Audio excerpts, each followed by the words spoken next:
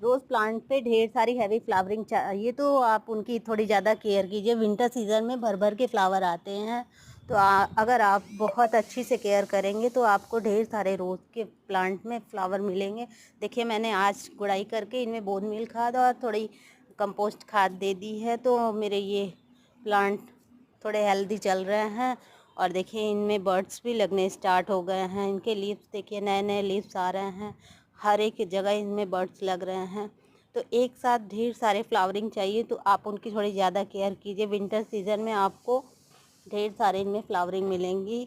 देखिए मेरे जितने भी रोज़ के प्लांट हैं सब में बर्ड्स आने शुरू हो गए हैं और फ्लावरिंग भी अच्छी खासी हो रही है। फ्रेंड्स, आप भी अपने रोज़ प्लांट की केयर कीजिए तो विंटर सीज़न में आपको ढेर सारे रोज़ के फ्लावर मिलेंगे। फ्रेंड्स, आपको ये वीडियो कैसा लगा प्लीज़ मेरे वीडियो को लाइक करिए, चैनल को सब्सक्राइब करिए। Thank you.